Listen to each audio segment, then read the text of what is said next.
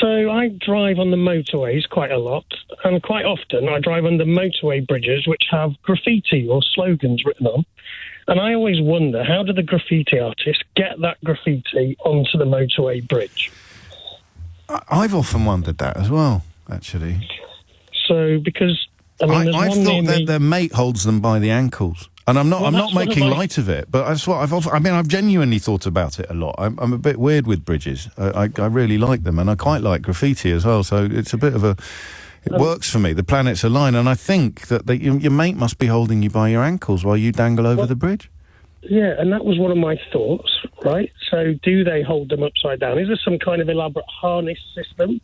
Seems unlikely, doesn't it? Because you're going to have to leg it fairly quickly if the feds turn up. You never see anybody doing that. So, and do you have long poles? But then if you're writing something upside down, it's actually quite hard. I can't do that on a piece of paper. Do you have to practice? Do you have to practice writing upside down in order to do it?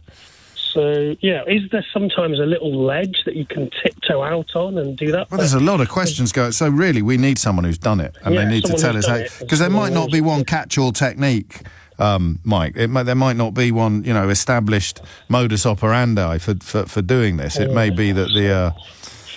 I can't logically work it out, and I've never seen anybody doing it. So, and I drive on motorways a lot, so. Yeah, I was just curious. I like it a lot. It is 12:09. It is graffiti on bridges, and it is two subjects very close to my heart. Well done for knitting them closely together. From Manchester to Stockport, actually, which is just up the road, there's a viaduct that joined the two. I can't remember off the top of my head, Peter, whether there is any graffiti on the viaduct, but we may find out later. Question or answer? It's a question, please, James. Carry on. So when I drink, I was in the office drinking a cup of tea, and my little finger was sticking out like the posh people in caricature cartoons do. And it's been bugging me because people were taking a mick, and I never realised I did it. And then once I keep catching myself doing it now, and I'm trying to figure out why. I've got a couple of suggestions what it might be. Go on. But I'm wondering if there's another. So one could be evolutionary fight or flight, in the sense that if you clasp onto something strongly, then it's harder to let go of it and run away. Yes. So it could be that I'm just using as minimal effort to hold on to it as possible. The other one could be it's a balance. So the more that I tip, the higher the angle that I tip my hand, or say my pint, the more that my finger... You do it when you're drinking a pint as well? Yeah, I do. Oh. And my mates laugh about it when I'm in the pub as well. And I think it's that same amount of pressure that I use, or balance, or evolution, let go in case there's an emergency. But then why would you? So you're claiming you're more evolved than all your mates? Well, clearly. Survival of the fittest. Yeah. Okay. Well, it's when they get in the bar tab in, it's like you're on, Pete. It's like, well, I get out of the pub as fast as possible. So why do some people stick their little finger out when they're drinking? Exactly. I think Eric Bristow did it when he played darts, and he I don't know the crafty Cockney. I don't think anyone else did it when they played darts. I remember that being. I remember someone knitting the two together. The fact that some people do it when they drink a cup of tea, and Eric Bristow did it when he was throwing arrows. But I don't know that will be relevant to the answer. But it might work on the balance point. I mean, but then other darts players don't do it. And I mean, Bristow was probably the best of his generation, but I don't know if he was the GOAT, the greatest of all time. And if it was down to the little finger being poked out, then you'd think other people would have adopted the practice as well. That went off in an unexpected direction. Peter, thank you. Why do some people stick their little fingers out when they are drinking, brackets, or throwing darts? And how do you get graffiti on bridges, especially big bridges? Very dangerous. Steve's in Crawley. Steve, question or answer? A question, please, James. Carry on.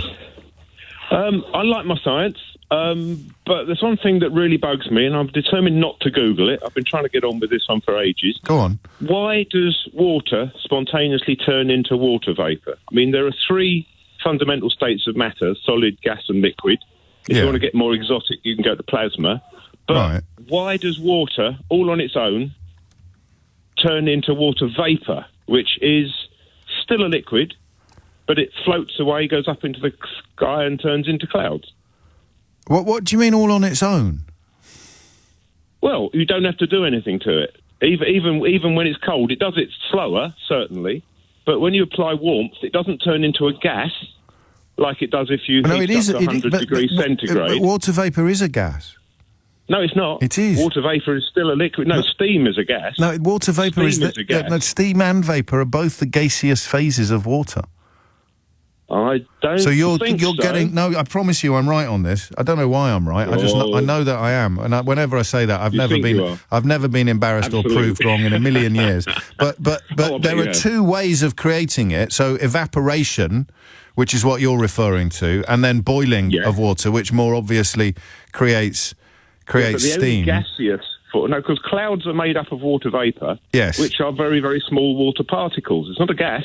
It is the gaseous Small phase of water water. particles. It's a gas. No, it isn't. It is. Steam is the gaseous phase of water. No, vapour is I don't also. believe you. Well, that's fine. Who can't will be- you they believe? can't Because be no, two. I can't pull rank on this. I haven't got the qualifications. There can't be two gaseous forms of something. There can't be two gaseous forms of something. It's the gaseous phase.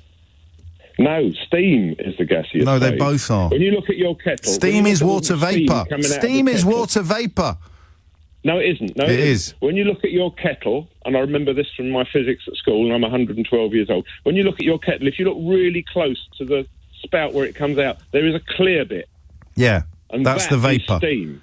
No, that is steam. It turns into vapour when it turns white. All When right, it cools I'll down, put it. it So turns what into is vapour. that? So the question is water vapour gas? Kind of, but not really, because I know it's not a gas. I know it is. Even though you're arguing with me. I but know it like is. that. What are your qualifications?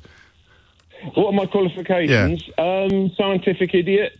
What did you get in your GCSEs or your O levels? I've got an A for me A level in physics. All right, you're winning. I got an E in my O level. I'm 67 years old, so they'd only just got rid of dinosaurs. I when got was a D. at school. I got a D actually, not an E. I got an E in dear. statistics. There you go. My parents paid a fortune for that. They should have got a refund. I'm Absolutely. putting it on the board, but I think you're going to be embarrassed, Steve. I'm happy One of to us be is. embarrassed. One of I just us want is. a definitive answer. As long as the person who answers it has got some form of qualification. We haven't heard from the other than being Professor the of best radio Public- host in the country. Well, you're very kind. That's very kind of you. I shall ask Sheila Fogarty when she gets it. What the answer Oh, is. she's 1B. You're 1A. She's 1B. You're very kind. So, what is water vapour, or I mean, how does it work? The answer is it's a gas. But Steve doesn't accept that, and he certainly won't accept it from me. The second bit of which is absolutely reasonable. Nor would I, frankly, not on a physics question. But can you help both of us?